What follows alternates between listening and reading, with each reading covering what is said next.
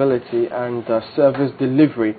Because there are people who think, okay, if I have to move from one network to another, and I have to stay there for 90 days, that's right. And not that these networks are that much better than each other in terms of service provider. So some of the drawbacks may be, correct us if we're wrong, having to stick with that network for 90 days, because if I move from one onto the next one and suddenly the services go awry, I have to stay in there for 90 days. And something, look, isn't it quicker and better? All I need to do is just change my SIM and get better services immediately. And so that comes up.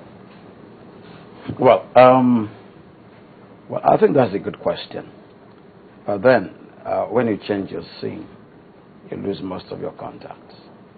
Depending on really, you do, but some don't these days. Well, you can probably save it somewhere and then probably download. It's the same phone. But then the thing is, there it's all about competition.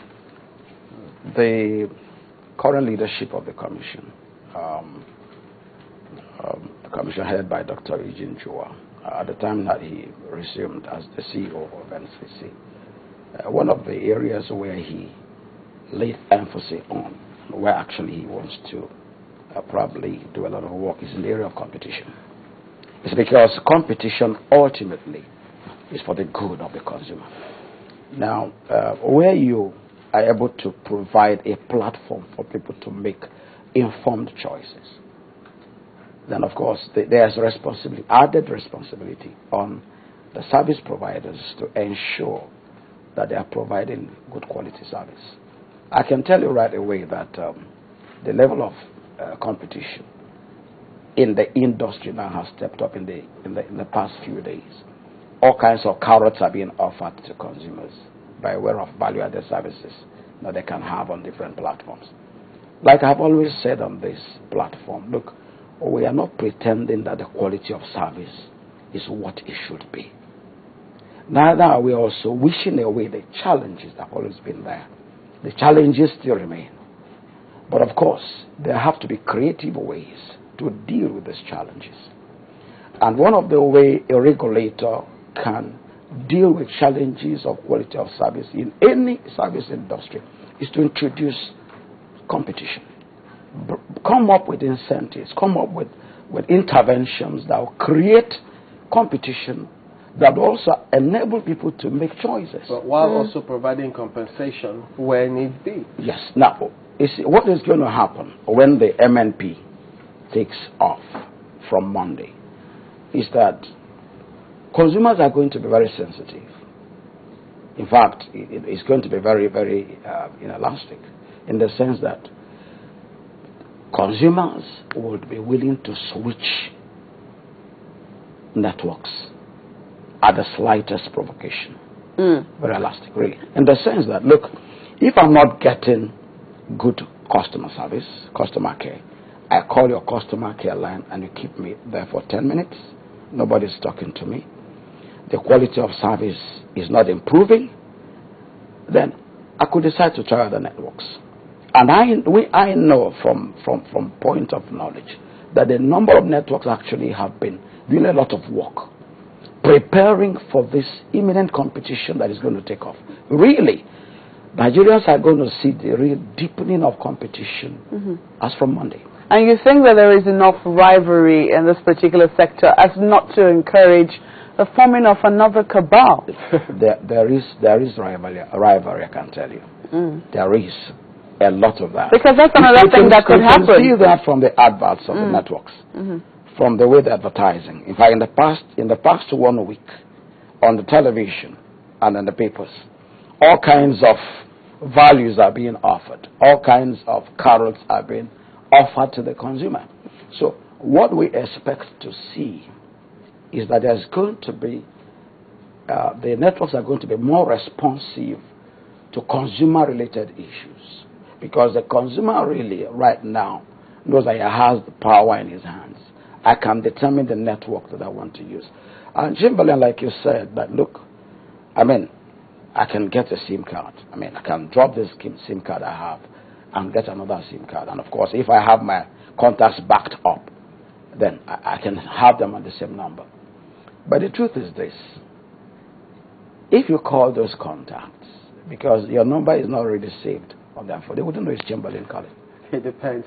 There are very few people who will not pick. Yeah, some people, depending on what you do, some of them will just respond in any way. But really, it's about getting used to a number. Your complimentary card has those numbers. Your letter-headed papers have those numbers. Everybody. So once you change the number, there's a whole lot of things that you have to change, and there's a cost implication for that.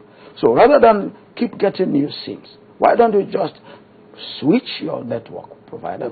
Take your part number. of the drawback also is that if I switch from one network to the other, I have to be stuck with this new network for 90 days. Why not the shorter Now, time? let me tell you about 90 days. You see, you're talking about 115 million subscribers. You see, Nigeria is a big country, and we have huge numbers in terms of subscriber base. For smaller countries, it might be easy to say, okay, 2 weeks or 3 weeks.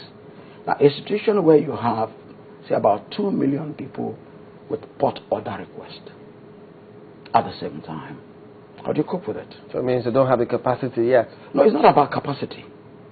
It's about the process. It's because for every port order request, you have 48 hours to implement that. For every port order request, 48 hours to implement it. And not only that, we also were envisaging a situation where you could have abuse. It's because consumers really can be very sensitive. You can have somebody port 3 times in a day. He can move in the next 2 hours. He's not satisfied. He moves to another network. And then that is going to mess the system. So really, 90 days is that, look, a consumer has to make an informed choice. I have studied my network, and I think I am not satisfied with what I'm getting. I have observed issue. And of course, some Nigerians, as we speak today, have about 3 phones. So it's a disincentive for them not to move anyhow. Yeah. Yeah, not to move anyhow until you're sure that you really want to move, because really, even in advanced countries, in developed countries, really, you have a time frame within which to port, and also a time frame that you're going to be on a particular network. You can, for instance, switch today and then tomorrow you switch to another. No, there is a time frame. So no maybe switching about a week, maybe 2 weeks, maybe a month. No switching on impulse. So not on impulse. It's because really impulsive choice oftentimes really creates problem in terms of even for the person that is making the choice, and then also for the service provider. So it's not about really knowing the attitude of some of us really about just not being patient to just see what happens. I was going to ask you very quickly, does the NCC conduct polls, customer or consumer satisfaction poll, or do you think that should be left for the providers, service providers? We do that. As a matter of fact, there's actually a consultancy on that. The commission is trying to look at that. Apart from the KPI, which you do? The KPI is just to help us to say, look, where are we going to be in the next 5 years?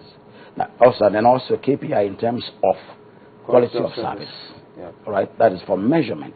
Now, this one is, you're looking at